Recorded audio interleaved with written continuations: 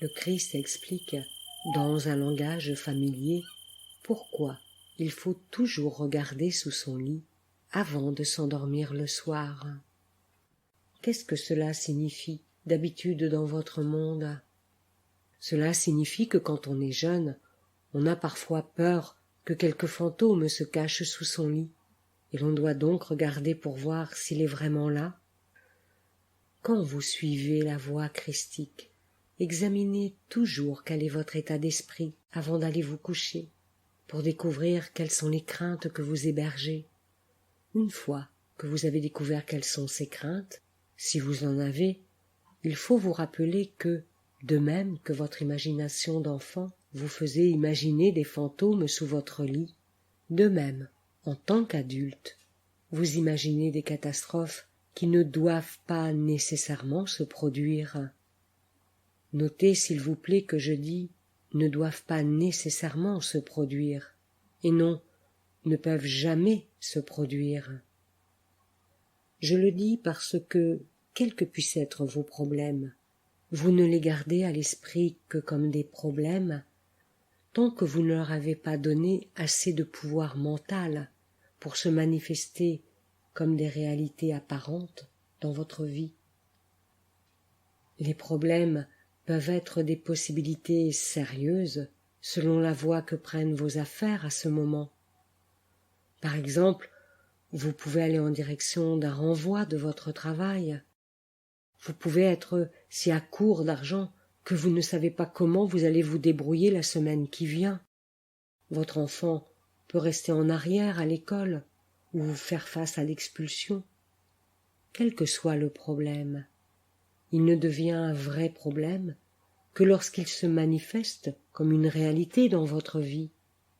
En attendant, il reste un peut-être pour l'avenir, mais déjà il vous fait vous recroqueviller et avoir le cœur lourd. Mais même si les craintes devaient se manifester comme des faits apparents dans le futur, même lorsque vous frôlez le désastre, les choses peuvent changer. Les gens qui, dans le monde, s'inquiètent constamment, estiment en général que rien de bon n'est sûr ou fiable, alors que c'est le contraire qui est vrai.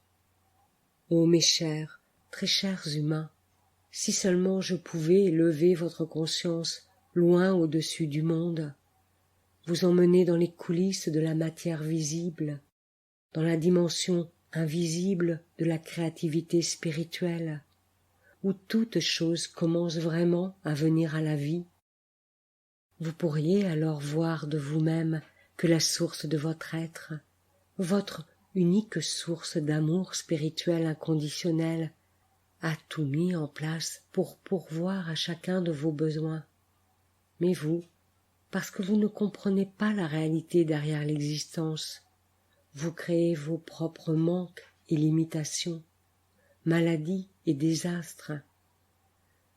Vous les créez avec vos critiques, vos plaintes, vos réticences à complimenter les autres pour leur accomplissement, vos réticences à démontrer de l'affection à votre entourage, vos réticences à être généreux envers ceux qui font l'expérience de la pauvreté. Pour découvrir pourquoi il en est ainsi, lisez la lettre 1, jusqu'à ce que vous compreniez parfaitement la vraie nature de votre source d'être que j'ai appelée le Père quand j'étais sur terre. Quand vous suivez la voie christique, ma voie, vous savez très bien, au-delà de tout doute, que votre conviction et votre foi absolue en la protection divine vous feront échapper à vos ennuis et vous sauveront d'une perte ou d'une douleur possible. Pour découvrir exactement pourquoi les gens qui suivent vraiment la voie christique peuvent posséder une telle foi et une telle conviction, lisez et relisez les lettres 5 et 6 jusqu'à ce que vous vous rendiez parfaitement compte que les choses que vous pouvez voir, sentir et toucher ne sont vraiment, seulement, que des impulsions rendues visibles grâce au bon service de l'électromagnétisme. Quand vous suivez la voie christique, vous savez aussi, comme moi quand j'étais sur terre, qu'il y a juste certaines choses que vous devez traverser, parce qu'elles sont une conséquence naturelle de quelque chose que vous avez fait dans le passé. C'est un résultat de quelque chose que vous avez fait et qui revient maintenant sous la forme d'une leçon nécessaire qui vous apportera une croissance spirituelle, de laquelle découleront des bénédictions spirituelles. Mais quand vous suivez vraiment la voie christique, vous acceptez la leçon sans résistance ou ressentiment, parce que, comme le Christ, vous savez, vous aussi, que vous recevrez la force et le réconfort intérieur pour apprendre la leçon avec le minimum de désagréments possible. Lisez la lettre 3, dans laquelle je parle de mon temps de terre et des quelques semaines qui précédèrent ma crucifixion. Vous verrez que la maîtrise du mental, dans n'importe quelle situation, est la seule façon de vivre une vie de qualité et de surmonter les obstacles.